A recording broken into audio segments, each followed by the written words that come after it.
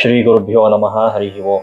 ಇವತ್ತು ನಾವು ಶ್ರೀ ವ್ಯಾಸಯೋಗಿ ದಶಕಂ ಎಂಬುವಂತಹ ಸ್ತೋತ್ರದ ಮುಂದಿನ ಭಾಗವನ್ನು ನೋಡೋಣ. ನಿರ್ಮಿತಾನೇಕ ಸತನ ಪೋಷಿತಾನೇಕ ಭೂಸುರಂ ನಮಾಮಿ ವ್ಯಾಸಯೋಗೀಶಂ ಹೃತ ದುರ್ಯೋಗ ಭೂಪತಿಂ ಅಂತ ಹೇಳಿ ಈ ಶ್ಲೋಕದಲ್ಲಿ ವ್ಯಾಸರಾಯರು ಮಾಡಿರುವಂತಹ ಎರಡು ಪ್ರಮುಖವಾಗಿರುವಂತಹ ಉತ್ತಮವಾದ ಒಂದು ಅನುಗ್ರಹ, ಆಗಿನ ಕಾಲದ ಜನರಿಗೆ ಮಾಡಿದಂತಹ ಅನುಗ್ರಹಗಳು ಏನು ಅಂತಂದರೆ, ಒಂದು, ಅನೇಕ ಬ್ರಾಹ್ಮಣರ ಅನೇಕ ಜನರ ಕುಟುಂಬವನ್ನು ರಕ್ಷಣೆ ಮಾಡಿದವರು ವ್ಯಾಸರಾಯರು ಅಂತ ಅವರ ಹೆಸರೇ, ಅವರಿಗೆ ಬಿರುದೇ ಇದೆ. ಲಕ್ಷದ್ವಿಜ ಕುಟುಂಬ ರಕ್ಷಕಾಯ ಅಂತ ಹೇಳಿ ಅವರಿಗೆ ಬಿರುದೇನೆ ಉಂಟು. 1,00,000 ಜನರ ಕುಟುಂಬವನ್ನು ಪೋಷಣೆ ಮಾಡಿದವರು ವ್ಯಾಸರಾಯರು ಅಂತ ಹೇಳಿ ಹೇಳ್ತಾರೆ. ಒಂದು ಕುಟುಂಬ ಅಂತ ತಗೊಂಡಾಗ ಏನಿಲ್ಲ ಅಂತಂದ್ರೂ 4 ಜನ ಇರ್ತಾರೆ ಈಗಿನ ಕಾಲಕ್ಕೆ. ಆಗಿನ ಕಾಲ ಅಂತೂ ಜಾಯಿಂಟ್ ಫ್ಯಾಮಿಲಿ ಇತ್ತು. ಆವಾಗ ನಾವು ಸುಮಾರಾಗಿ 6 ಜನ ಅಂತ ತಿಳ್ಕೊಂಡಾಗ, ಒಂದು ಕುಟುಂಬಕ್ಕೆ 6 ಜನ ಇದ್ದಾರೆ ಅಂತ ತಿಳ್ಕೊಂಡಾಗ, ಲಕ್ಷದ್ವಿಜ ಕುಟುಂಬ ಅಂತ ಹೇಳಿದಾಗ 1 × 6 6 ಲಕ್ಷ 6 ಲಕ್ಷ ಬ್ರಾಹ್ಮಣರನ್ನು ವ್ಯಾಸರಾಯರು ಪೋಷಿಸ್ತಾ ಇದ್ರು. ಅವರ ಜೀವನವನ್ನು ತಾವೇ ನೋಡ್ಕೋತಾ ಇದ್ರು. ಬಹಳ ಸಣ್ಣ ವಿಷಯ ಅಲ್ಲ, ಬಹಳ ದೊಡ್ಡ ವಿಷಯ ಇದು. ಒಬ್ಬ ಮನುಷ್ಯನ ಒಂದು ಹೊತ್ತಿನ ಊಟಕ್ಕೆ ನಾವು ಹಾಕಬೇಕು ಅಂದರೆ ಎಷ್ಟೋ ಖರ್ಚಾಗತ್ತೆ. ಅದರಲ್ಲಿ 6 ಲಕ್ಷ ಜನರ ಕುಟುಂಬವನ್ನು ಇಡೀ ಜೀವನ ಪೂರ್ತಿ ನೋಡ್ಕೋತಾ ಇದ್ರು ವ್ಯಾಸರಾಯರು ಅಂತಂದ್ರೆ ಎಷ್ಟು ದೊಡ್ಡ ಕೆಲಸ ಅದು. ಆ ರೀತಿಯಾಗಿ ವ್ಯಾಸರಾಯರು 6 ಲಕ್ಷ ಬ್ರಾಹ್ಮಣರ ಪೋಷಣವನ್ನು ವ್ಯಾಸರಾಯರು ಮಾಡ್ತಾ ಇದ್ರು ಆಗಿನ ಕಾಲಕ್ಕೆ.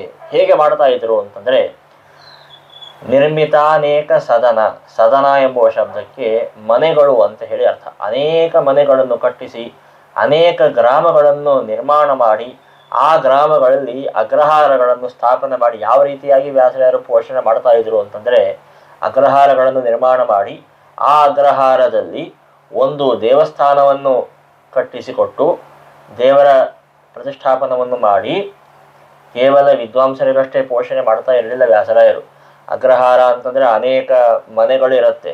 ಆ ಮನೆಗಳಲ್ಲಿ ವಿದ್ವಾಂಸರನ್ನು ಏರಿಸಿ ವಿದ್ವಾಂಸರ ಕುಟುಂಬ ರಕ್ಷಣೆಯನ್ನು ಮಾಡುವುದು.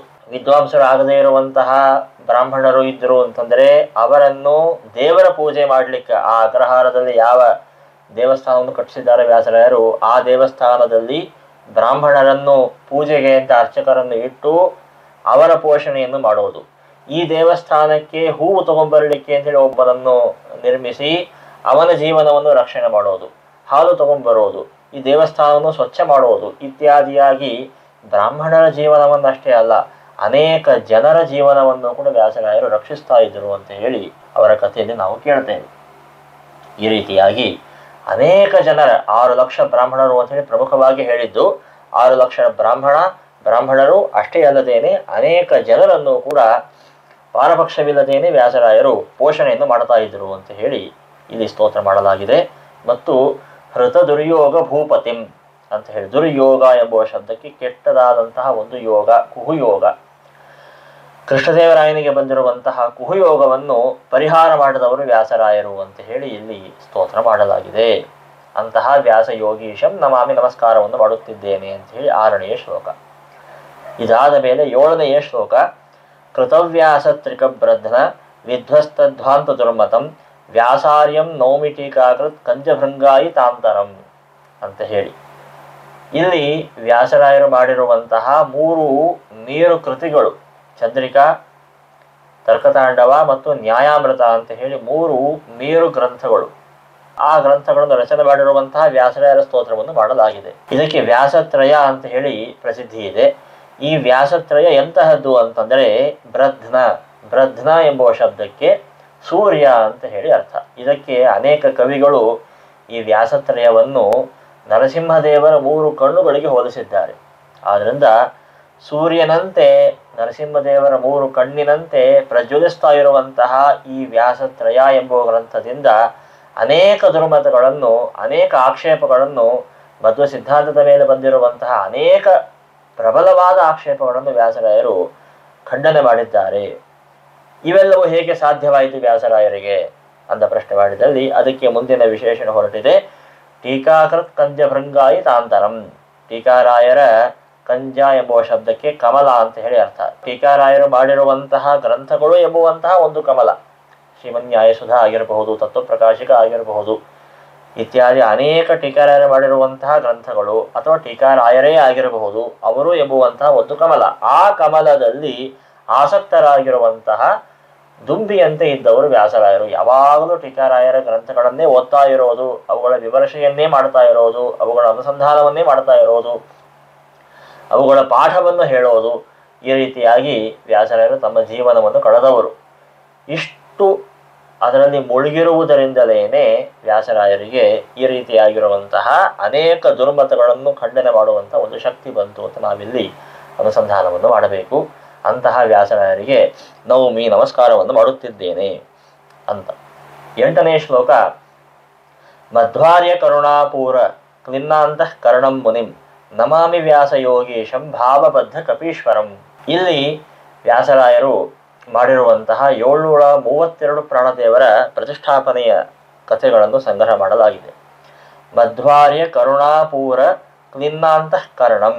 ವ್ಯಾಸರಾಯರ ಅಂತಃಕರಣ ಮನಸ್ಸು ಹೇಗಿದೆ ಅಂತಂದರೆ ಒದ್ದೆಯಾಗಿದೆ. ಯಾವುದರಿಂದ ಒದ್ದೆಯಾಗಿದೆ ಅಂತಂದರೆ ಶ್ರೀಮದ್ ಆಚಾರ್ಯರ ಕರುಣಾ ಎಂಬುವಂತಹ ಪ್ರವಾಹದಿಂದ ಒದ್ದೆಯಾಗಿರುವಂತಹ ಮನಸ್ಸುಳ್ಳವರು. ಅಂದರೆ ವ್ಯಾಸರಾಯರ ಮೇಲೆ ಶ್ರೀಮದ್ ಆಚಾರ್ಯರ ಅನುಗ್ರಹ ಅಪಾರವಾದಂತಹ ಅನುಗ್ರಹ ಇದೆ. ಆದ್ದರಿಂದಲೇ ಇಷ್ಟೆಲ್ಲ ಹಿಂದೆ ಹೇಳಿದಂತಹ ಎಲ್ಲ ಮಹಿಮೆಯೂ ಕೂಡ ವ್ಯಾಸರಾಯರಿಗೆ ಬರಲಿಕ್ಕೆ ಕಾರಣ ಶ್ರೀಮದ್ ಆಚಾರ್ಯ ಮಾಡಿರುವಂತಹ ಅನುಗ್ರಹ. ಅಷ್ಟೇ ಅಲ್ಲದೇನೆ ವಾಯುದೇವರ ವಿಶೇಷ ಸನ್ನಿಧಾನ ವ್ಯಾಸರಾಯರು ಇರಲೇಬೇಕು.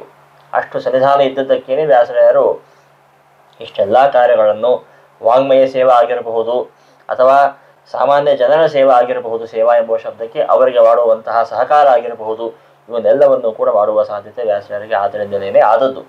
ಅಂತಹ ವ್ಯಾಸರಾಯರು ಭಾವಬದ್ಧ ಕಪೀಶ್ವರಂ. ಭಾವ ಎಂಬುವ ಶಬ್ದಕ್ಕೆ ಭಕ್ತಿ ಅಂತ ಹೇಳಿ ಅರ್ಥ.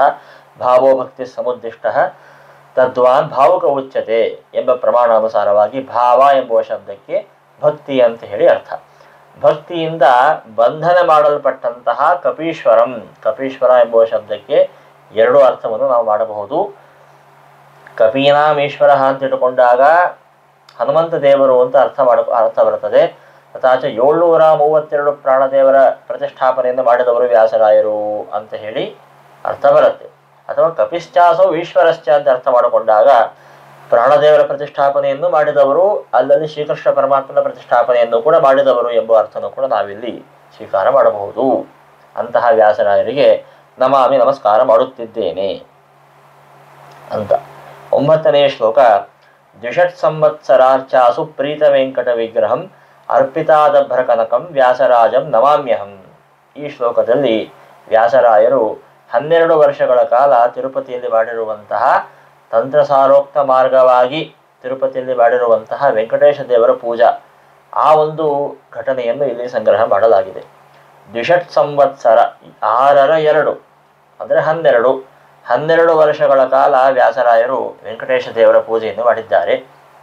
ಇದರಿಂದ ವೆಂಕಟೇಶ ದೇವರಿಗೆ ಬಹಳ ಸಂತೋಷ ಆಯಿತಂತೆ. ಆ ಸಂತೋಷದಿಂದ ವ್ಯಾಸರಾಯರನ್ನು ಕೊನೆಯ ದಿವಸ ವ್ಯಾಸರಾಯರು ವೆಂಕಟೇಶ ದೇವರ ಪೂಜೆಯನ್ನು ಮಾಡಿ 12ನೇ ವರ್ಷದ ಕೊನೆಯ ದಿನ ನಮಸ್ಕಾರವನ್ನು ಮಾಡುತ್ತಾರೆ. ವ್ಯಾಸರಾಯರು ವೆಂಕಟೇಶ ದೇವರಿಗೆ ನಮಸ್ಕಾರವನ್ನು ಮಾಡಿದಾಗ ದೇವರು ವ್ಯಾಸರಾಯರ ಮೇಲೆ ಶೇಷ ವಸ್ತ್ರವನ್ನು ಹೊದಿಸ್ತಾನಂತೆ. ಅಷ್ಟು ಸಂತುಷ್ಟನಾಗಿ ಹೊದಿಸ್ತಾನಂತೆ. ಆ ರೀತಿಯಾಗಿ ವೆಂಕಟೇಶ ದೇವರ ಪ್ರೀತಿಗೆ ಪಾತ್ರರಾದವರು ವ್ಯಾಸರಾಯರು. ಮತ್ತು ಅರ್ಪಿತಾದಭ್ರ ಕನಕಂ. ಅರ್ಪಿತ ಸಮರ್ಪಿಸಲ್ಪಟ್ಟಿರುವಂತಹ ಅದಭ್ರ ಅಂದರೆ ಬಹಳ ಅಂತ ಅರ್ಥ. ಕನಕಂ ಬಹಳ ಎಂಬುವಂತಹ ಶಬ್ದ ಸಂಸ್ಕೃತದಲ್ಲೂ ಕೂಡ ಉಂಟು. ಬಹುಳ ಅಂತನೂ ಅಂತಾರೆ, ಬಹಳ ಅಂತನೂ ಶಬ್ದ ಇದೆ ಸಂಸ್ಕೃತದಲ್ಲಿ. ಅರ್ಪಿತಾದಭ್ರ ಕನಕಂ ಸಮರ್ಪಿಸಲ್ಪಟ್ಟಿರುವಂತಹ ಅನೇಕ ಕನಕಗಳುಳ್ಳವರು, ಅನೇಕ ಬಂಗಾರ ಸಮರ್ಪಣೆಯನ್ನು ವ್ಯಾಸರಾಯರು ವೆಂಕಟೇಶ ದೇವರಿಗೆ ಮಾಡ್ತಾರೆ. ಅಂತಹ ವ್ಯಾಸಾರ್ಯಂ ನಮಾಮಿ ನಮಸ್ಕಾರ ಮಾಡ್ತಾ ಇದ್ದೇನೆ ಅಂತ. ಇದಾದ ಮೇಲೆ ಯೋಗಿರಾಜ ತ್ಯಾಗಿರಾಜ ಭೋಗಿರಾಜಾಯ ತೇ ನಮಃ ಮೌನಿರಾಜ ರಾಜರಾಜ ವ್ಯಾಸರಾಜಾಯ ತೇ ನಮಃ ಅಂತ ಹೇಳಿ. ಯೋಗಿ ಎಂಬುವ ಶಬ್ದಕ್ಕೆ ನಾವೀಗಾಗಲೇ ಅರ್ಥವನ್ನು ನೋಡಿದ್ದೇವೆ. ಯೋಗಿರಾಜರು, ಯೋಗಿಗಳು ಅಂತ ಯಾರ್ಯಾರಿದ್ದಾರೋ ಅವರೆಲ್ಲರಿಗೂ ಕೂಡ ರಾಜರಂತೆ ಮೆರೆದವರು ವ್ಯಾಸರಾಯರು. ತ್ಯಾಗಿರಾಜರು, ತಮಗೆ ಬಂದಿರುವಂತಹ ಎಲ್ಲ ಸುವರ್ಣಾದಿ ಪದಾರ್ಥಗಳನ್ನೆಲ್ಲವನ್ನು ಕೂಡ ತ್ಯಾಗ ಮಾಡಿದವರು ವ್ಯಾಸರಾಯರು. ಭೋಗಿರಾಜ, ರಾಜರುಗಳಿಗೆ ಅವರುಗಳಿಂದ ಪ್ರಾಪ್ತವಾಗಿರುವಂತಹ ಅನೇಕ ವಿಧವಾದ ಮರ್ಯಾದೆಗಳನ್ನು ಸ್ವೀಕಾರ ಮಾಡ್ತಾ ಇದ್ರೂ ಕೂಡ ಅದರಲ್ಲಿ ಆಸಕ್ತಿ ಇಲ್ಲದೇ ಇದ್ದವರು ವ್ಯಾಸರಾಯರು. ಮೌನಿರಾಜ ಜ್ಞಾನಿಶ್ರೇಷ್ಠರು ವ್ಯಾಸರಾಯರು. ರಾಜರಾಜ 6 ಜನ ರಾಜರಿಗೆ ಗುರುಗಳಾಗಿರುವಂತಹ ರಾಜರು ವ್ಯಾಸರಾಜರು. ಅಂತಹ ವ್ಯಾಸರಾಜಾಯ ತೇ ನಮಃ, ನಿಮಗೆ ನಮಸ್ಕಾರಗಳು ಅಂತ ಇಷ್ಟು 10 ಶ್ಲೋಕಗಳು. ಈ ಶ್ಲೋಕಗಳನ್ನು ವ್ಯಾಸರಾಯರ ಆರಾಧನಾ ಸಂದರ್ಭದಲ್ಲಿ ಇದರ ಸಮರ್ಪಣೆಯನ್ನು ಮಾಡಲಾಯಿತು. ಶ್ರೀಕೃಷ್ಣ ಅರ್ಪಣಮಸ್ತು.